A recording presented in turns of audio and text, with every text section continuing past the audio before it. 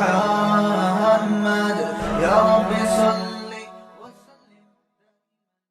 بسم اللہ الرحمن الرحیم نحمدہ ونصلی علی رسولہ الکریم۔ آج انشاءاللہ ہم سورہ نحل شروع کریں گے۔ سورہ نحل کا پہلا رکوع اور 14ویں پارے کا رکوع نمبر 5۔ حسب معمول اس رکوع کا سب سے پہلے 14ویں پارے کا رکوع نمبر 7، حسب معمول اس رکوع کا سب سے پہلے لفظی ترجمہ ہوگا، پھر انشاءاللہ مختصر گرامر۔ بسم اللہ الرحمن الرحیم۔ اتا امر اللہ، اتا یاتی کا معنی آنا، اتا امر اللہ، اللہ کا حکم آ چکا ہے۔ فلا تستعجلوا، استعجال کئی بار یہ لفظ آ چکا ہے جلدی کرنا، فلا تستعجلوا، جلدی مت مچاؤ، اس حکم کی جلدی مت مچاؤ، یعنی جس عذاب کو تم چاہتے ہو نا بس وہ گویا آ چکا ہے۔ یہ اصل میں جب کوئی چیز بہت قریب ہوتی ہے نا تو اس کو بھی قرآن نے اس طرح سے تعبیر کیا ہے کہ وہ گویا آ گئی ہے، یعنی آنے والا ہے وہ عذاب جس کی تم جلدی مچا رہے ہو۔ اللہ کا جو حکم ہے، عذاب کا حکم، بس وہ آیا ہی چاہتا ہے۔ فلا تستعجلوہ، پس تم اس کی جلدی مت مچاؤ۔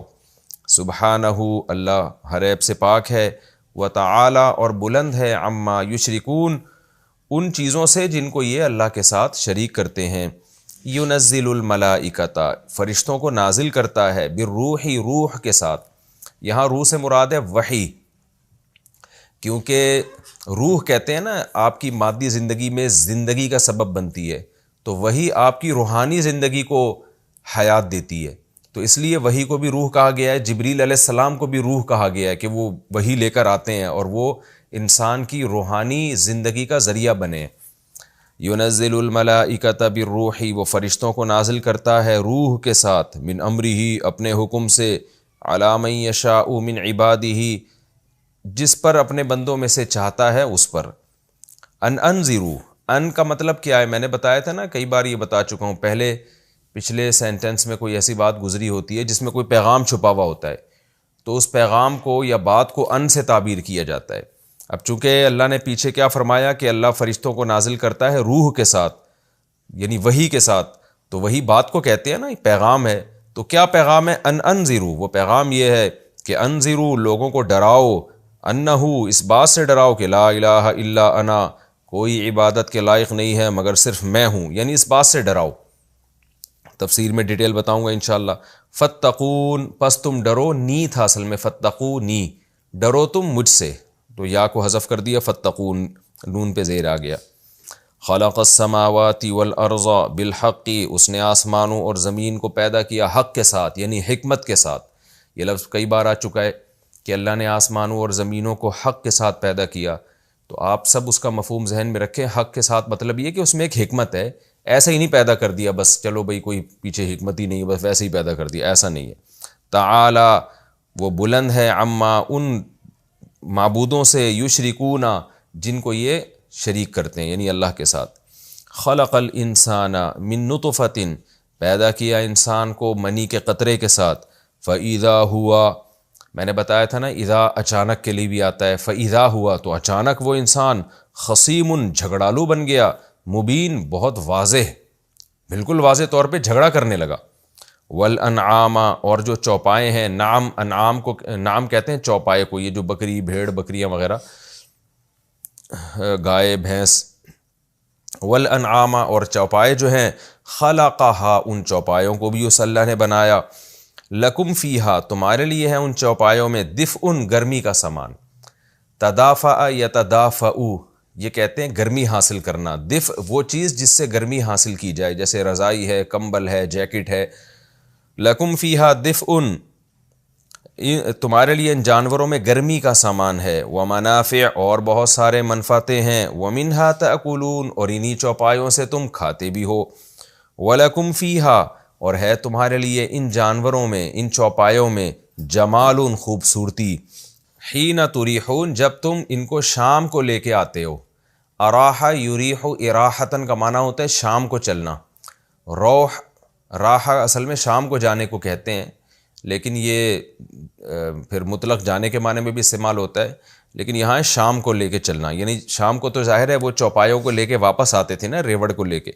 وحین تسرحون، اور جب تم صبح لے کے نکلتے ہو، سرح یسرح کا معنی چھوڑ دینا، صبح چھوڑتے ہو گھروں سے تاکہ وہ چرنے کے لیے نکلیں، تریحون، شام کو واپس لے کر آتے ہو. تو جب تم ان کو شام کو واپس لے کر آتے ہو ان چوپایوں کو، اور صبح جب چرنے کے لیے چھوڑتے ہو یا صبح جب چرنے کے لیے لے کر جاتے ہو، تو اس وقت میں تمہارے لیے ایک جمال ہوتا ہے، خوبصورتی ہوتی ہے، زینت ہوتی ہے. وَتَحْمِلُوا اور تم اٹھاتے ہو، اثقالکم، ثقل بوجھ کو کہتے ہیں، اثقال اس کی جمع آتی ہے. وَتَحْمِلُوا اثقالکم اور تم اپنے بوجھوں کو اٹھاتے ہو، اِلیٰ بلدٍ ایسے شہروں کی طرف، لم تکونوا بالغیہ کہ تم پہنچ نہیں سکتے تھے. کانا یکونو کا معنی تو ہونا، تکونو تم نہیں ہوتے تھے، ہو سکتے تھے. بالغ کہتے ہیں پہنچنے کو، بالغ یبلغ بلوغاً اس کا معنی پہنچنا، بالغ پہنچنے والا، بالغین جمع ہے پہنچنے والے، ہی کا معنی وہ بلد، تو بالغی ہی تم پہنچنے والے نہیں تھے اس بلد تک. اب دوبارہ ترجمہ، وَتَحْمِلُوا أَثْقَالَكُمْ إِلَىٰ بَلَدٍ تم اٹھاتے ہو اپنے بوجھوں کو، یعنی سامانوں کو اٹھاتے ہو، إِلَىٰ بَلَدٍ ایسے شہروں کی طرف، لم تکونوا بالغیہ کہ تم تھے ہی نہیں ان شہروں تک پہنچنے والے، تم ان شہروں تک پہنچنے والے تھے ہی نہیں، الا مگر بشق الانفس، نفس کی جمع انفس، جانوں کی مشقت کے ساتھ. شق مشقت کو کہتے ہیں. تو یعنی تم، مراد یہ کہ ان جانوروں کے ذریعے. تو کیا مطلب، تم اپنے بوجھوں کو ایسے شہروں کی طرف لے کر جاتے ہو، یعنی ان جانوروں پہ لاد کے، کیونکہ جانوروں کا ذکر چل رہا ہے نا چوپایوں کا، ان چوپایوں کے ذریعے تم اپنے بوجھوں کو ایسے شہروں کی طرف لے کر جاتے ہو، ایسے شہروں کی طرف اٹھاتے ہو کہ تم ان شہروں کی طرف پہنچ ہی نہیں سکتے تھے مگر شدید جانوں کی شدید مشقت کے ساتھ. جانوں سے مراد اپنی جان، اپنی جان کو بہت شدید مشقت میں ڈال کے تو پہنچ سکتے تھے، اس کے بغیر نہیں پہنچ سکتے تھے. تو ایسے شہروں کی طرف تمہارا اپنا پہنچنا ناممکن تھا، اور ان شہروں کی طرف تم ان جانوروں کے ذریعے پورے سامان لے کے چلے جاتے ہو. یہ مفہوم ہے آیت کا. ان ربکم بے شک تمہارا رب، لرؤوف بڑا مہربان، رحیم بہت رحم کرنے والا ہے. یعنی اللہ تعالیٰ دلیل بھی خود دے رہے ہیں، دعویٰ بھی خود کر رہے ہیں کہ واقعی تمہارا رب بڑا مہربان ہے. والخیلا اور گھوڑے، والبغال اور خچر، بغل کہتے ہیں خچر کو، جو گھوڑے اور گدھی کے ملاپ سے جانور پیدا ہوتا ہے. تو یا گدھی اور گھوڑے کے ملاپ، یعنی گھوڑی اور گدھے کے ملاپ سے واللہ عالم سواری کے کام آتا ہے. تو اس کو عربی میں کہتے ہیں بغل، جس کی جمع بغال. تو اللہ فرماتے ہیں والخیل والبغال اور گھوڑے اور خچر، والحمیر، حمیر گدھے کو کہتے ہیں، اور گدھے، لترکبوہا تاکہ تم ان پر سوار ہو. یعنی اس نے یہ بھی پیدا کی ہے، خلق محذوف ہے یہاں پر، کہ خلق الخیل والبغال والحمیر، اسی نے گھوڑے گدھے اور گھوڑے خچر اور گدھے پیدا کیے، لترکبوہا تاکہ تم ان پر سوار ہو جاؤ، وزینتاً اور زینت کے لیے بھی پیدا کی، ان سواریوں میں تمہاری زینت بھی ہے. وَيَخْلُقُ اور تمہارا رب پیدا کرتا ہے، ما وہ چیزیں، لا تعلمون جو تم جانتے بھی نہیں ہو. بہت سی ایسی بھی چیزیں تمہارے فائدے کے لیے وہ پیدا کرتا ہے. وَعَلَى اللَّهِ قَصْدُ السَّبِيلِ اور اللہ پر ہی ہے سیدھا راستہ. دیکھیں قصد کہتے ہیں اعتدال کو، کہتے ہیں اقتصادیات. وَقْصِدْ فِي مَشْيِكَ چال میں اعتدال پیدا کرو، میانہ روی کو کہتے ہیں. تو یہاں مراد ہے سیدھا راستہ، جو نہ ادھر ہو نہ ادھر ہو، بالکل بیچ میں ہو. میانہ روی بیچ کی کنڈیشن کو کہتے ہیں نا، اعتدال، بیلنس. تو یعنی قصد السبیل، سبیل راستے کو کہتے ہیں. راستے کا جو سیدھا پن ہے، جو اعتدال ہے، وہ علی اللہ، اللہ پر ہے. اللہ پر کا مطلب یہ کہ اللہ کی طرف جاتا ہے وہ. جیسے ہم کہتے ہیں نا کہ یہ والا راستہ کہاں پر ہے، یعنی یہ جاتے جاتے کہاں ٹچ ہو رہا ہے، کس جگہ کے اوپر آئے گا یہ راستہ. تو لوگ بتاتے ہیں کہ بھئی یہ والا جو راستہ ہے، یہ مثال کے طور پر کراچی میں صدر پر آئے گا یہ راستہ. تو کیا مطلب، یہ راستہ صدر کی طرف جا رہا ہے، بالآخر یہ صدر کے اوپر ہے. تو پر سے تعبیر اس لیے کیا کہ اس کو بڑا زبردست قرار ہے، یہ وہاں سے ہٹ نہیں سکتا. تو اس لیے اللہ تعالیٰ نے فرمایا کہ وَعَلَى اللَّهِ اللہ پر ہی ہے سیدھا راستہ، یعنی سیدھا راستہ اللہ ہی کی طرف جاتا ہے، ایسے جاتا ہے گویا اللہ پر ہے وہ راستہ، وہ وہاں سے ہٹ ہی نہیں سکتا. تو یہ مطلب ہے. تو آپ اس کا آسان ترجمہ کیا کریں گے کہ اللہ ہی کی طرف ہے سیدھا راستہ. تو یعنی دونوں مطلب ہو گئے اس کے کہ جو راستہ اللہ کی طرف جاتا ہے وہی سیدھا ہے، اور جو سیدھا ہے بھی وہی جو صرف اللہ ہی کی طرف جاتا ہے. جو بھی اللہ کے علاوہ کہیں جا رہا ہے راستہ وہ سیدھا راستہ نہیں ہو سکتا. یہ مفہوم ہے اس کا. وَعَلَى اللَّهِ قَصْدُ السَّبِيلِ، اور اللہ ہی کی طرف سیدھا راستہ ہے. وَمِنْهَا جَائِرٌ، اور ان راستوں میں بہت سے جائر ہیں. جائر کہتے ہیں جور ظلم کو کہتے ہیں، بے اعتدالی کو کہتے ہیں. تو جائر کا معنی ان میں بہت سے راستے ہیں جو بے اعتدالی والے ٹیڑے راستے ہیں. راستے تو دنیا میں بہت ہیں، تو اللہ کی طرف جو راستہ ہے وہی سیدھا راستہ ہے، باقی سارے ٹیڑے میڑے راستے ہیں. وَلَوْ شَاءَ، اور اگر اللہ چاہتا، لَهَدَاكُمْ، تو تمہیں ہدایت دے دیتا تم کو، اجمعین، تم سب کے سب کو، یعنی تم سب کے سب کو سیدھے راستے پہ چلا دیتا. بہت آسان رکوع تھا، لفظی ترجمہ مکمل ہو گیا. ہم اس کی تفسیر کی طرف چلتے ہیں. یہ بھی مکی صورت ہے. مکہ کی صورتوں میں زیادہ تر توحید کا بیان، آخرت کا بیان، نبوت کا بیان، اللہ کی نعمتوں کا بیان. نحل عربی میں کہتے ہیں شہد کی مکھی کو، تو چونکہ اللہ نے اس میں اپنی قدرت کے دلائل دیے تو شہد کی مکھی کا بھی تذکرہ کیا کہ کیسے وہ شہد بناتی ہے، اور اللہ کی کتنی بڑی قدرت ہے. اس کے چھوٹی سی مکھی کو اللہ نے کیسے شہد بنانے کا ہنر سکھا دیا. تو یہ اللہ کے وجود کی بھی دلیل، اللہ کے محسن ہونے کی بھی دلیل کہ تم پر احسان کرتا ہے، اللہ کے طاقتور ہونے کی بھی دلیل، صاحب کمال ہونے کی بھی دلیل، اور اللہ کے ایک ہونے کی بھی دلیل ہے کہ اس کے سوا کوئی عبادت کے لائق نہیں ہے. تو اس لیے اس سورت کا نام نحل رکھا گیا. تو اس میں اللہ تعالیٰ نے اپنی نعمتوں کو بہت کثرت سے بیان کیا ہے. سورت شروع ہوتی ہے جی عطا امر اللہ. مشرکین ایک ہی رٹ لگایا کرتے تھے کہ عذاب جلدی سے لے آؤ، کیوں نہیں آتا عذاب. اور یہ جو بار بار جلدی مچاتے تھے، اس کا مقصد یہ ہوتا تھا کہ ہم نبی کا انکار کریں کہ دیکھو عذاب آ رہا نہیں ہے تو اس کا مطلب یہ نبی نہیں ہے. تو اللہ نے فرمایا عطا امر اللہ، اللہ کا حکم بس آیا ہی چاہتا ہے. فلا تستعجلوا، جلدی مت مچاؤ، تم بہت جلد آنے والا ہے. اور وہ کیسے آیا؟ کچھ ہی وقت کے بعد نبی نے ہجرت کی ہے تو بدر کی لڑائی ہوئی اور کتنے سارے سردار اس میں مارے گئے. اس کے بعد کتنی لڑائیوں میں مارے گئے. تو وہ اللہ کی مرضی ہے، کبھی اللہ آسمانی عذاب نازل کرتے ہیں، کبھی انسانوں کے ذریعے ہی سزا دے دیتے ہیں. تو اللہ نے فرمایا کہ بہت جلد ہونے والا ہے. جب یہ صورت نازل ہوئی تھی تو نبی صلی اللہ علیہ وسلم کمزوری کی حالت میں تھے. مشرکین سوچ بھی نہیں سکتے تھے کہ انہی کی تلواروں سے ہمیں سزائیں ملیں گی. سبحانہ، اللہ ہر عیب سے پاک ہے. وتعالی عما یشرکون، اور جن لوگوں کو یہ اللہ کے ساتھ شریک کر رہے ہیں اللہ اس سے بلند و برتر ہے. یعنی عذاب آئے نہ آئے، فی نفسی ہی یہ بات تو اپنی جگہ ثابت ہے نا کہ اللہ ہر عیب سے پاک ہے، اور اس شرک سے بھی پاک ہے جن بتوں کو یہ اللہ کے ساتھ شریک کرتے ہیں. تو اس لیے نبی صلی اللہ علیہ وسلم کے دعوے کو دیکھو، عذاب میں جلدی مت مچاؤ. ینزل الملائکۃ بالروح، رہا مسئلہ کہ وہ کہتے ہیں کہ محمد صلی اللہ علیہ وسلم اللہ کے نبی نہیں ہے، تو یہ بات بھی غلط ہے. اللہ کی عادت رہی ہے ینزل الملائکۃ، اللہ فرشتوں کو نازل کرتا ہے روح کے ساتھ، وحی کے ساتھ. یہ اللہ کی عادت ہے. اب فرشتوں سے یہاں مراد ہے جبریل علیہ السلام. اس کو کہتے ہیں اس میں جنس، کیونکہ جبریل علیہ السلام بھی فرشتوں ہی میں سے ایک ہے نا. تو یہ کام گویا فرشتے کے ذمے لگا ہے، تو اس لیے تمام فرشتوں کو اس میں داخل کر دیا گیا. جیسے ایک انسان کے ذمے آپ کوئی کام لگائیں تو کوئی اعتراض کرے کہ یہ کام انسان سے کیوں لیا جا رہا ہے، تو ہم کیا کہیں گے؟ بھائی یہ کام انسانوں ہی سے لیا جاتا ہے. تو یہاں مراد انسانوں کا مطلب یہ نہیں کہ ساری دنیا کے سارے انسانوں سے، مطلب یہ کہ انسان کی جنس مراد ہے، کہ یہ جانوروں سے نہیں لیا جاتا بلکہ انسان سے لیا جاتا ہے. تو یہاں بھی یا اور اس کی ایک مثال کہ جنگ لڑنے کے لیے فوج میں مردوں کو بھرتی کیا جا رہا ہے، کوئی اعتراض کرے کہ خواتین کو بھرتی کیوں نہیں کیا جا رہا، تو جواب میں کیا کہیں گے؟ بھائی لڑائی کا کام مردوں سے لیا جاتا ہے.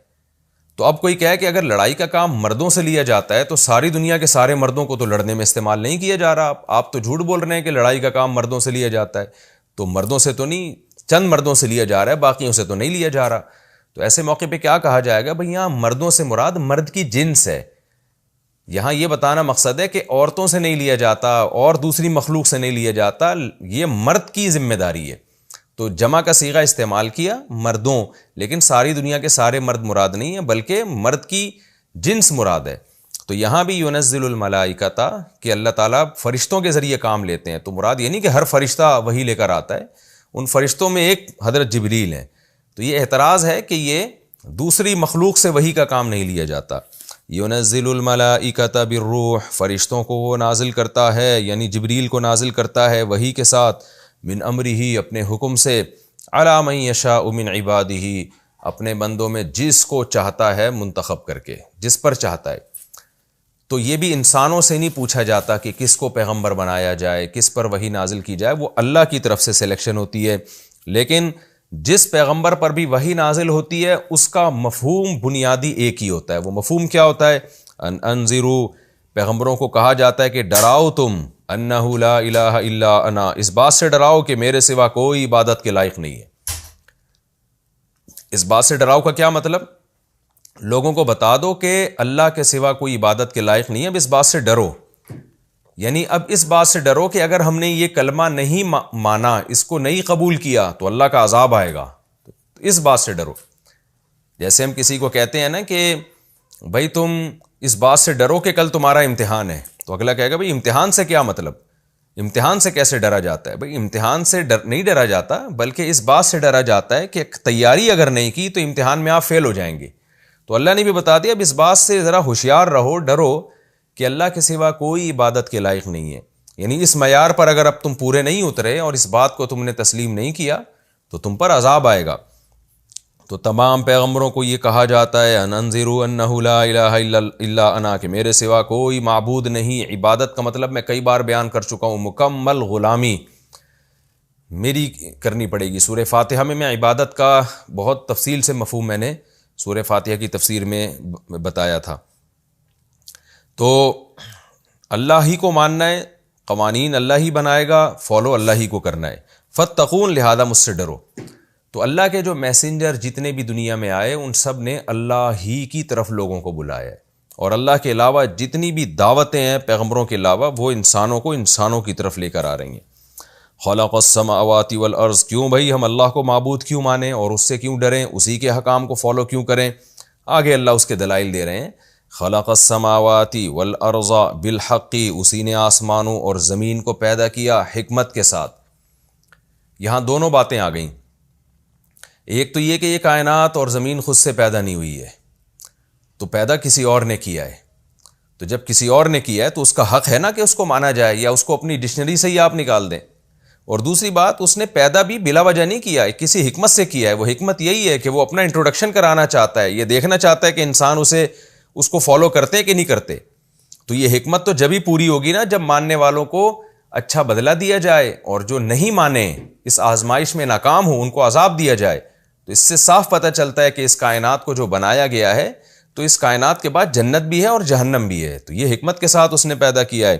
تعالی عما یشرکون، اور جو ایسی ذات ہو جس نے آسمانوں اور زمینوں کو بنایا ہو وہ بلند ہے اس بات سے کہ اس کے ساتھ کسی کو شریک کیا جائے، کیونکہ جن کو تم شریک کر رہے ہو انہیں تو کچھ بھی نہیں بنایا۔ تو خالق جیسا کوئی بھی نہیں ہے، لہذا اس کے ساتھ کسی کو بھی شریک نہیں کیا جا سکتا۔ خلق الانسان، پہلے اللہ نے بتایا مادی چیزوں کو کیسے پیدا کیا، کہ مادی چیزیں جن میں حیات نہیں ہے، بے جان ہے، وہ کتنی عظیم ہے آسمان اور زمین۔ اب اللہ جاندار چیزوں کا تذکرہ کرتا ہے کہ اس میں اللہ کی قدرت کے کیسے کمالات ہیں، اور جن میں سب سے عظیم مخلوق انسان ہے۔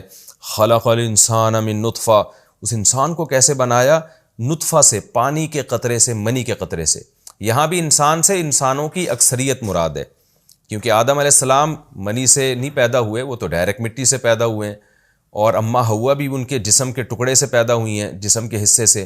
اور بہت سے علماء کہتے ہیں کہ حضرت عیسیٰ چونکہ بغیر باپ کے پیدا ہوئے تو وہ بھی بغیر منی کے پیدا ہوئے، تو اس لیے اکثر انسان مراد ہیں۔ خلق الانسان من نطفۃ، انسان کو اس نے پانی کے قطرے سے پیدا کیا۔ فَإِذَا هُوَ خَصِيمٌ مُّبِينٌ، اب اچانک وہ جھگڑا کر رہا ہے، اور واضح جھگڑا کر رہا ہے۔ کیا مطلب؟ جھگڑے سے جب بھی ہے نا تو اللہ سے جھگڑ رہا ہے، یعنی اللہ کے بارے میں کہہ رہا ہے میں خدا کو نہیں مانتا، میں خود سے بناؤں، میرا کوئی پیدا کرنے والا نہیں ہے۔ اور کبھی کہتا ہے خدا کے علاوہ دوسرے بھی ہیں جن کی عبادت کی جائے، اگر خدا کو مانتا بھی ہے تو اس کے ساتھ شریک کر دیتا ہے۔ تو یہ ہے خصیم مبین، کہ بنا کس چیز سے ہے اور باتیں کیسی متکبرانہ کر رہا ہے، اپنی پیدائش کو بھول رہا ہے۔ اور خصیم یعنی اس پہ یہ جھگڑا سوٹ نہیں کرتا، یہ اس پہ جچتا نہیں ہے یہ والا جھگڑا۔ اس کو تو چاہیے اپنے ماضی پہ غور کرے اور دیکھیں میں پانی کی بوند میں کیسے آنکھ ناک کان دل دماغ جگر بنا دیے، تو جس نے بنایا بس میں اس کو مانوں گا, میں اس کا انکار نہیں کروں گا, اور جیسے جیسے وہ مجھے آرڈر کرے گا میں اس کو فالو کروں گا, تو اس بارے میں کوئی جھگڑا نہیں ہے. لیکن اللہ کہتے ہیں کیسی عجیب چیز سے بنایا, اور بننے کے بعد اس کا تکبر دیکھو کہ ہم سے جھگڑا کر رہا ہے, اور جھگڑا بھی چھوٹا موٹا نہیں, کھل کے جھگڑا کر رہا ہے. یعنی آپ کسی پہ کروڑوں روپے کا احسان کریں, بڑی مصیبت سے کسی کو نکالیں, اور وہ آپ ہی سے پھڈا کرنا شروع کر دے اور کہے میں آپ ہی کو نہیں مانتا, تو ایسے موقع پہ آپ اسے کیا کہیں گے کہ تو کیا تھا, میں نے تجھے کیا بنایا, اور تو اب بجائے اس کے کہ مجھے مانے, تو مجھی سے جھگڑا کر رہا ہے, اور جھگڑا بھی بالکل کھل کے کر رہا ہے, تجھے شرم بھی نہیں آ رہی اس جھگڑے میں. تو یہی انداز ہے قرآن مجید کا کہ انسان کو اس اللہ نے پانی کی بوند سے پیدا کیا, فَإِذَا هُوَ خَصِيمٌ مُبِينٌ, اب وہ سخت جھگڑالو بن گیا, ہم سے جھگڑ رہا ہے کہ میں اللہ کی آیات کو نہیں مانتا. یہاں بھی ظاہر ہے انسان سے بہت سے انسان مراد ہیں, سب مراد نہیں ہے, سارے نہیں جھگڑتے, اس میں تو پیغمبر بھی ہیں, نیک لوگ بھی ہیں. آگے اللہ فرماتے ہیں یہ تو انسان کے کمالات, انسان میں ہماری قدرت کے کمالات ہیں. آگے جانوروں کی طرف آؤ جو ہم نے انسانوں کی خدمت کے لیے پیدا کیے. والانعام خلقها, اسی نے چوپایوں کو پیدا کیا. لکم فیہا دفء, انہی جانوروں میں تمہارے لیے گرمی کا سامان ہے. جیکٹیں تو اب ایجاد ہوئی ہیں, صدیوں سے انسان جانوروں کی کھال کو, لیدر کو, چمڑے کو گرمی کے لیے استعمال کرتا رہا ہے. اسی کے لحاف بنائے, اسی کے خیمے بنائے, اسی کی جیکٹیں بنائی گئی ہیں, اسی کو اوڑا جا رہا ہے, اسی میں پانی گرم کیا جا رہا ہے. تو یہ ورنہ تو انسانوں کی نسل ہی ختم ہو جاتی اگر یہ جانور نہ ہوتے. تو اللہ فرماتے اس میں تمہارے لیے گرمی کا سامان ہے. ومنافع, اور ان جانوروں میں اور بہت سارے منافع ہیں. کتنی دوائیں ان جانوروں سے ایجاد کی گئی ہیں, کتنے خوراکوں میں یہ کام آتے ہیں. وَمِنْهَا تَأْكُلُونَ, اور انہی کو تم کھاتے بھی ہو. یعنی انہی جانوروں میں بہت سارے کام ہیں تمہارے لیے, اور پھر خوراک کے طور پہ بھی استعمال ہو رہے ہیں یہ. وَلَكُمْ فِيهَا جَمَالٌ حِينَ تُرِيحُونَ, اور یہ تو بنیادی ضرورتیں ہیں کہ تمہیں سردیوں میں سردی سے بچائے, تمہاری خوراک کا انتظام ہو, اور تمہاری تجارتیں, منافع میں تجارت بھی داخل ہے, تمہاری تجارتیں بھی ہوں. یہ تو تمہارے بیسک جو ضرورت ہے وہ پوری ہو رہی ہے. اس کے علاوہ کچھ اضافی چیزیں بھی ہیں جو تمہاری ضرورت نہیں ہیں, لیکن وہ تمہارے دل کے سرور اور خوشی کا ذریعہ بنتی ہیں وہ چیزیں, اگرچہ وہ بنیادی ضرورت نہیں. جو بنیادی ضرورت کی چیزیں تھیں وہ تو اللہ نے پہلے ذکر کر دی نا. اب ان چیزوں کا بھی اللہ تذکرہ کر رہے ہیں کہ وہ ضرورت نہیں ہے, جو نیڈ نہیں ہے سوسائٹی کی, لیکن اس سے تمہیں ایک زندگی کی خوشیاں ملتی ہیں. وہ خوشیاں کیا ہیں؟ وَلَكُمْ فِيهَا جَمَال, تمہارے لیے ان جانوروں میں جمال ہے, زینت ہے. حِينَ تُرِيحُونَ, جب تم ان جانوروں کے ریوڑ کو لے کے شام کو گھر آ رہے ہوتے ہو. وَحِينَ تَسْرَحُونَ, اور جب تم صبح چرنے کے لیے ان کو چھوڑ رہے ہوتے ہو. آج بھی آپ گاؤں دیہاتوں میں جائیں کہ جن کے پاس مال مویشی ہوں, وہ صبح ان جانوروں کو لے کے نکلتے ہیں, تو چونکہ ان کا یہ کروڑوں روپے کا, لاکھوں روپے کا روزگار ہوتا ہے, اس میں ان کو بڑا مزہ آ رہا ہوتا ہے, ایک مستی ہوتی ہے ان کی طبیعت میں. صبح صبح وہ نکل رہے ہوتے ہیں نا کہ بھئی اتنا مال مویشی صبح, اور پھر گھاس لگی ہوئی ہے, بارشیں ہو رہی ہیں, جانوروں کو ہم چرائیں گے, جب شام کو یہ ریوڑ واپس آئے گا تو گاؤں میں لوگ دیکھیں گے بھی, اور لوگ عزت بھی دیتے ہیں ایسی صورت میں کہ بھئی یہ ماشاءاللہ مالدار آدمی ہے. اور پھر ایک تھکا ہارا جب گھر پر آتا ہے پورے ریوڑ کو لے کر, تو اس سے ایک اس کو خوشی بھی ہوتی ہے. اب تو چونکہ ماڈرن دور ہے, یہ چیزیں دیہاتوں کے حد تک رہ گئی ہیں, پہلے تو یہ لوگوں کا گزر بسر اکثر اسی چیز پر تھا. تو اور پھر وہ بکریوں کے تھن بھرے ہوئے ہوتے ہیں جب شام کو آتی ہیں, گائے بھینسوں کے تھن بھرے ہوئے ہوتے ہیں جب وہ چر کے واپس آ رہی ہوتی ہیں. تو اللہ نے فرمایا تمہارے لیے اس میں زینت ہے. زینت کا مطلب یہ منظر اچھا بھی لگتا ہے تمہیں. لوگ جب اس منظر کو دیکھیں گے تو لوگوں کو تم اچھے لگنے لگو گے, اور تمہارا یہ انداز اچھا لگے گا کہ تم صبح کو لے کے نکلتے اور شام کو لے کے واپس لوٹتے ہو. تو آج بھی علماء نے اسی آیت سے استدلال کیا ہے کہ اس میں صرف یہ چوپائے داخل نہیں ہے. جس انسان کو بھی اللہ نے روزگار دیا ہے, تو اس کے روزگار میں جہاں اس کی تنخواہ ملتی ہے, یا اس کی کوئی بزنس ہے, اس بزنس میں جو اس کی ارننگ ہوتی ہے, جہاں اس کی بیسک ضرورتیں پوری ہوتی ہیں, وہاں اس بزنس میں اور ملازمت میں اس کے لیے ایک زینت بھی ہے. بے روزگار آدمی کو دیکھیں, وہ بیچارہ گھر میں پڑا ہوا ہوتا ہے, کیسے لوگ اس کو تانے دے رہے ہوتے ہیں. اور جو ملازم پیشہ لوگ ہیں, یا کسی کی کوئی جاب لگی ہوئی ہو, کیسے صبح صبح وہ گھر سے نکل کے تیار ہو کے جا رہا ہوتا ہے, اور شام کو واپس آ رہا ہوتا ہے. اپنے کاروبار کی طرف لوگ جا رہے ہیں دکان کو, اور تھکے ہارے واپس آ رہے ہوتے ہیں. تو ان تمام اعمال میں انسان کے لیے ایک زینت بھی ہے زینت کا مطلب یہ عمل اچھا لگتا ہے اور اس سے انسان کی طبیعت میں ایک سرور پیدا ہوتا ہے. تو اس سے بھی پتہ چلتا ہے کہ زینت اختیار کرنا بھی شریعت میں جائز ہے. علماء کہتے ہیں تکبر میں، فخر میں اور زینت میں فرق یہ ہے کہ تکبر میں وہ زینت ہوتی ہے جس میں آپ دوسرے کو حقیر سمجھنا شروع کر دو، اور اس نعمت جس کی وجہ سے آپ اچھے لگ رہے ہو اس نعمت کو اپنا کمال سمجھنا شروع کر دو. تو یہ پھر زینت نہیں ہے بلکہ یہ تکبر ہے، تفاخر ہے، یہ حرام ہے اسلام میں. اور ایک زینت وہ ہوتی ہے جس میں اللہ نے آپ کو کوئی ایسی نعمت دی جس کی وجہ سے آپ اچھے لگ رہے ہیں، لیکن آپ اس نعمت کی وجہ سے اتراتے نہیں ہیں. جن کے پاس وہ نعمت نہیں ہے ان کو حقیر نہیں سمجھتے اور اس نعمت کو اللہ کی دین سمجھتے ہیں، اپنا کمال نہیں سمجھتے. آپ سمجھتے ہیں یہ تو بھیک ہے جو اللہ کی طرف سے مجھے ملی ہوئی ہے. تو پھر یہ زینت ہے اور اس پہ خوش ہونا بھی جائز ہے، پھر یہ تکبر نہیں ہے.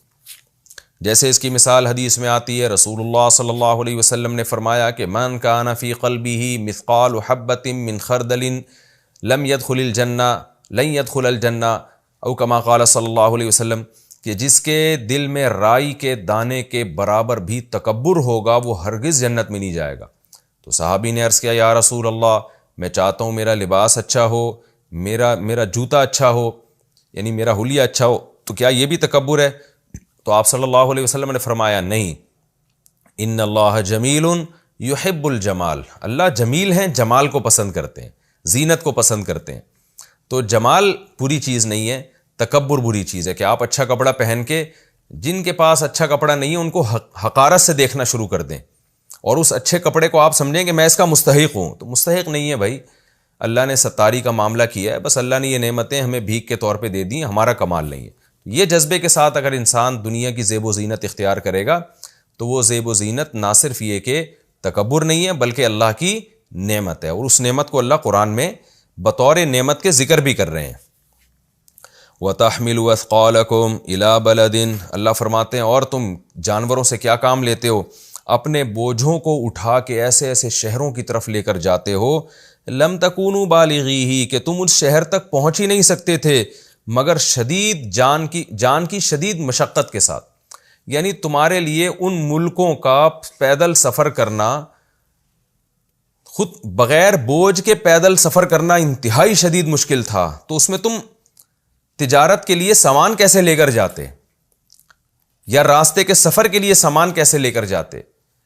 تو اللہ نے ان جانوروں کے ذریعے نہ صرف یہ کہ تمہارے لیے ان شہروں، ان ملکوں تک، ان خطوں تک پہنچنا آسان کر دیا، صرف تمہارا نہیں بلکہ بوجھ اٹھا کے جانا آسان کر دیا. اس کے لیے اللہ نے اونٹ کو پیدا کیا، آپ دیکھیں گدھے اور خچر کو پیدا کیا. تو چونکہ یہاں چوپاؤں کا تذکرہ کر رہا ہے تو اس سے مراد اونٹ ہے، آگے پھر اللہ نے گھوڑے اور گدھے کا الگ سے تذکرہ کیا. تو اونٹ ایک ایسا دنیا میں جانور ہے، آج آپ دیکھتے ہیں نا پوری دنیا میں آبادی ہے، تو یہ تو ٹرینیں تو اب ایجاد ہوئی ہیں، جہاز تو اب ایجاد ہوئے ہیں، تو پہلے یہ پوری دنیا میں آبادی کیسے پہنچی، اور یہ لمبے لمبے تجارتی سفر کیسے ہوئے کہ انسانوں کا ایک دوسرے سے رابطہ ہوا، پھر یہاں جو چیز پیدا ہوتی ہے آپ دوسرے ملک میں لے کے جا رہے ہیں تاکہ وہاں جو چیز ہے وہ یہاں لے کر آ رہے ہیں. انسانوں کا لنک لمبے لمبے، آپ عرب میں دیکھیں ریگستان کے سفر، تو ان میں پھر وہ تجارتی سامان بھی لے کے جا رہے ہیں. تو اللہ نے اس کے لیے کیسا جانور اونٹ پیدا کیا جو اتنے لمبے لمبے سفر کرتا ہے بھوک اور پیاس کی حالت میں، اور اتنا زیادہ بوجھ اٹھا کے چلتا ہے. تو اللہ فرماتے ہیں یہ سارے چوپائے تو ہم نے پیدا کیے ہیں جن کے ساتھ تم اتنے لمبے لمبے سفر کرتے ہو. تو آج لوگ جانوروں پہ بوجھ نہیں اٹھاتے، لیکن آج اگر ہم زندہ ہیں نا تو ہمارے باپ دادوں کو ان جانوروں کی وجہ سے زندگی ملی، تجارت ملی، جس کی وجہ سے ہم ان کی نسلوں میں پیدا ہوئے. اگر اللہ اس دور میں یہ جانور پیدا نہ کرتا تو وہ بھی مر کھپ چکے ہوتے، قحط سے ہلاک ہو چکے ہوتے، ہم بھی نہ پیدا ہوتے. تو جیسے یہ ان پر اللہ کا احسان تھا، آج کی دنیا پہ بھی اللہ کا اسی طرح سے احسان ہے. اس لیے اللہ تعالیٰ فرماتے ہیں ان ربکم لرؤوف الرحیم، واقعی تمہارا رب بڑا مہربان اور نہایت رحم کرنے والا ہے. یعنی دیکھیں کیسا عجیب انداز ہے قرآن مجید کا کہ اللہ دلیل بھی خود پیش کرتا ہے، پھر دعویٰ بھی خود ہی کرتا ہے کہ دیکھو اس دلیل سے یہ ثابت ہوا. یعنی اللہ نے بتایا نا کہ تمہارے رب نے کیسے تمہارے لیے جانور پیدا کیے جن کے گوشت کو تم کھاتے ہو، جن کی کھال کو تم گرمی میں استعمال کرتے ہو، اور تمہارے لیے اس کے علاوہ تجارتی منافع بھی ہیں، اور پھر اس کے علاوہ تم بوجھ بھی لمبے لمبے سفر کرتے ہو ان کے سینوں پہ، ان کے کمر پہ بوجھ ڈال کے. اتنے لمبے سفر کے تمہارے لیے بغیر بوجھ کے پیدل سفر کرنا ممکن نہیں تھا، اور تم ان پہ سامان رکھ کے چلے جاتے ہو. تو یہ دلائل دینے کے بعد اللہ کہتا ہے کہ تم مانو نہ مانو، لیکن یہ بات تو ثابت ہوتی ہے ان ربکم لرؤوف الرحیم، واقعی تمہارا پالنے والا، رب کہتے ہیں پالنے والے کو، واقعی تمہارا پالنے والا بڑا مہربان اور بہت رحم کرنے والا ہے. والخیل والبغال، دیکھو اللہ کیسا اپنا انٹروڈکشن کرواتا ہے، کیسا تعارف کرواتا ہے، تاکہ بندے اللہ سے محبت کریں، بندے اللہ سے محبت کریں. ہمارے حضرت اکثر فرمایا کرتے تھے کہ اللہ ایسی ذات نہیں ہے جس سے ڈرا جائے. ڈرنے کا حکم تو اس لیے کہ ہم کوئی نافرمانی نہ کر لیں، پھر عذاب نہ آ جائے. حقیقت میں اللہ وہ ذات ہے جس سے محبت کی جائے، کیونکہ وہ محسن ہے تو محسنین سے محبت کی جاتی ہے. آگے اللہ فرماتے ہیں والخیل والبغال والحمیر، اور گھوڑے، خچر اور گدھے بھی اس نے پیدا کیے، لترکبوہا، تاکہ تم ان پر سوار ہو جاؤ، وزینتاً، اور اس میں بھی زینت ہے تمہارے لیے. گھڑ سواری، خچر کی سواری خاص طور پہ مالداروں کے لیے بڑی زینت ہوا کرتی تھی یہ. تو آج بھی یہ سواریاں ہیں ہمارے لیے زینت ہیں، اس کے متبادل اللہ نے پیدا کر دی سواریوں کو. لیکن سواری بہرحال جہاں انسان کے سکون کا ذریعہ ہے، وہاں انسان کے لیے ایک زینت کا ذریعہ بھی ہے، دیکھنے میں انسان اس سواری میں بیٹھ کر اچھا لگتا ہے. تو یہ بھی اللہ کی پیدا کردہ چیزیں ہیں. وَيَخْلُقُ مَا لَا تَعْلَمُونَ، اللہ فرماتے ہیں اور وہ کچھ بھی پیدا کرتا ہے جو تم جانتے ہی نہیں ہو. یہ تو وہ چیزیں جو تمہیں نظر آ رہی ہیں، اس کائنات میں پتہ نہیں کیا کیا پیدا ہو رہا ہے جو تمہارے فائدے کا ہے، جو تمہیں علم میں ہی نہیں، اور پتہ نہیں کیا کیا پیدا ہوتا رہے گا قیامت تک. یہ تو موٹی موٹی چیزیں جو سب کو نظر آتی ہیں وہ اللہ نے دکھا دی ہیں. مفسرین نے اس آیت کی تحت لکھا ہے کہ بہت سے موذی جانور جب تعداد ان کی بڑھتی ہے جنگلوں میں، تو اللہ ان کی نسل پہ کنٹرول کرنے والے جانور بڑھا دیتے ہیں.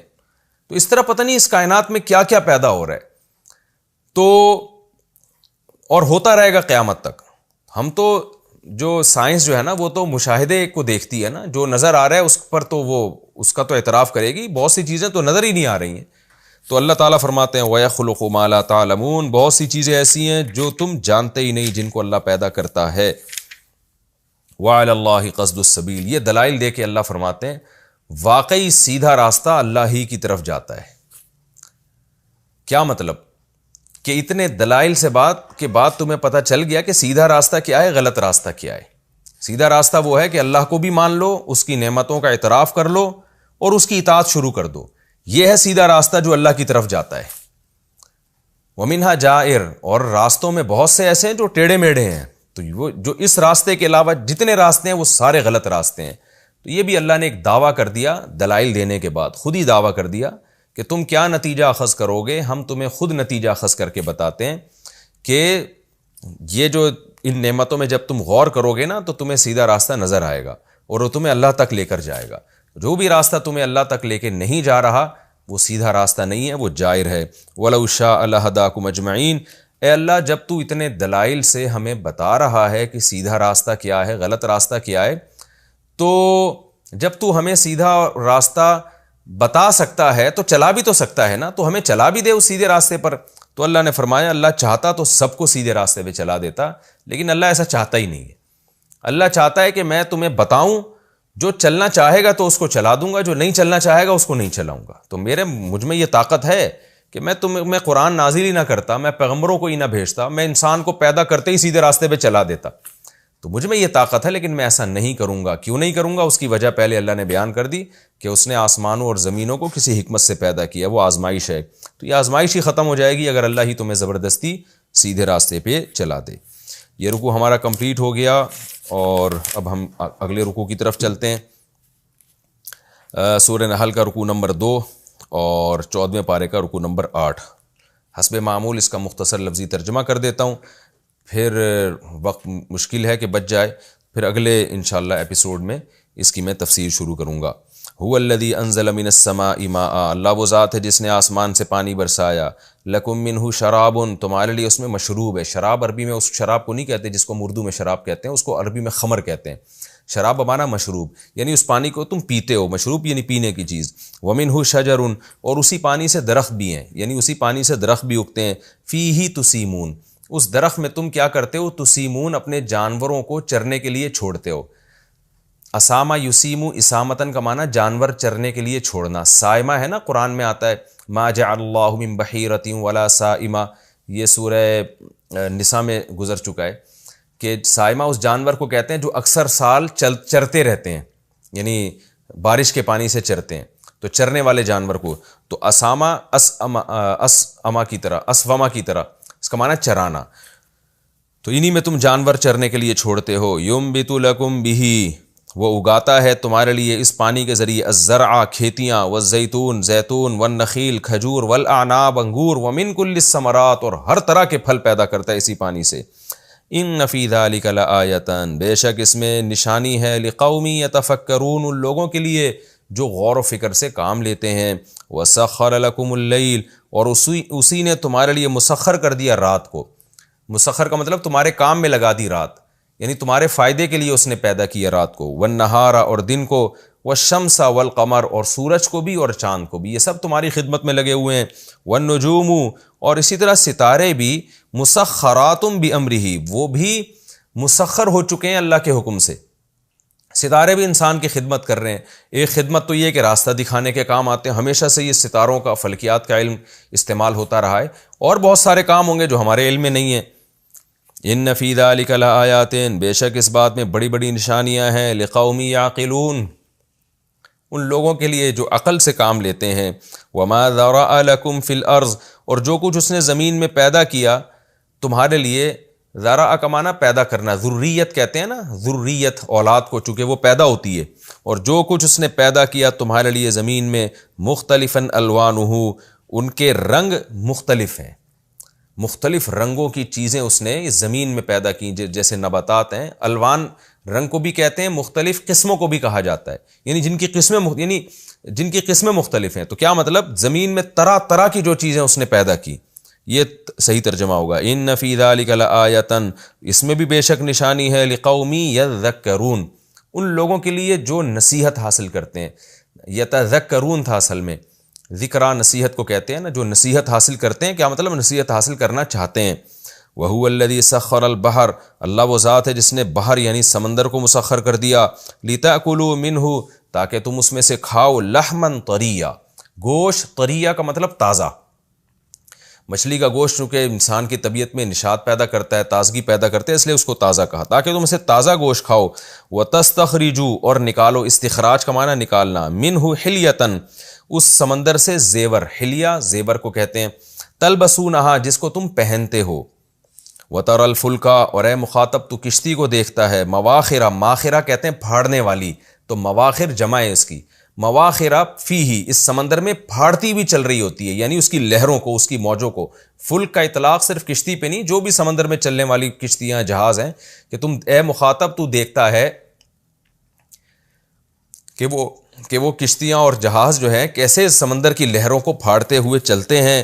وَلِتَبْتَغُوا، اور یہ سب اس لیے بھی کیا تاکہ لِتَبْتَغُوا، تم تلاش کرو. ابتغاء یبتغی، ابتغاء تلاش کرنا. من فضلہ، اللہ کے فضل کو، یعنی روزی تلاش کرو. سمندر میں تم تجارت کرو، روزی تلاش کرو. وَلَعَلَّكُمْ تَشْكُرُونَ، اور شاید تم شکر گزار بن جاؤ. وَأَلْقَى فِي الْأَرْضِ، القا یلقی، القان کا معنی ڈالنا، اور ڈال دیا اس نے زمین میں. رواسیہ، مضبوط پہاڑ. راسیۃن، یہ کئی بار لفظ آ چکا ہے.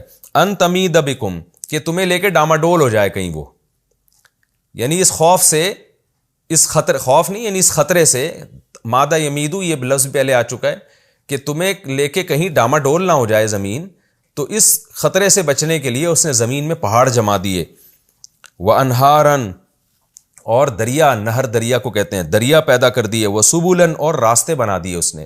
ایک ملک سے دوسرے ملک جانے کے لیے بہت سے ایسے راستے جن پہ تم سڑکیں بنا سکو، یا جن پہ تم سفر کر سکو، تو وہ راستے پیدا کر دیے. لعلکم تہتدون، تاکہ تم رہنمائی حاصل کرو. یعنی کیا مطلب؟ ایک جگہ سے دوسری جگہ جانے تک کی تمہیں رہنمائی ملے. راستے ہوں گے تو آپ پہنچیں گے نا، رہنمائی ملے گی. راستے ہی نہیں ہوں گے تو کیسے پہنچیں گے آپ. وعلامات، اور اس نے بہت سی نشانیاں بھی پیدا کر دی، یعنی ان راستوں پہ نشانیاں. کیا مطلب؟ زمین ایسی بنا دی جاتی کہ بالکل ایک جیسی ہوتی، تو پھر انسان کے لیے راستوں کا تلاش کرنا اور ایک جگہ سے دوسری جگہ سفر کرنا، خاص طور پہ پرانے زمانے کے انسان کے لیے ناممکن ہو جاتا. تو اس نے راستوں میں نا علامتیں بنا دی ہیں، جن علامتوں کو دیکھ کر لوگ صدیوں سے ایک ملک سے دوسرے ملک جاتے رہے ہیں. یعنی زمین کو ایسا مختلف طریقے سے بنایا ہے کہ راستوں میں انسان کنفیوز نہیں ہو جاتا. وعلاماتن، اور اس نے نشانیاں بھی پیدا کر دیں. وبالنجم هم یہتدون، اور ستاروں کے ذریعے یہ لوگ یہتدون رہنمائی حاصل کرتے ہیں، ستاروں کو دیکھ کر یہ لوگ سفر کرتے ہیں. افمن یخلق، تو کیا وہ ذات جو پیدا کرتی ہے، کمن لا یخلق، اس جیسا ہو سکتا ہے جو پیدا نہیں کرتا. یہ سب چیزیں اللہ نے پیدا کی ہیں، تو کیا وہ جو پیدا کر رہا ہے سب چیزیں اس کی طرح وہ ہو سکتا ہے جو کچھ بھی پیدا نہیں کر رہا؟ یعنی اللہ کے علاوہ کوئی جتنے بھی لوگ ہیں یا جتنی بھی مخلوق ہیں، کیا وہ اللہ جیسی ہو سکتی ہیں کیا؟ افلا تذکرون، تو تم نصیحت حاصل کیوں نہیں کرتے؟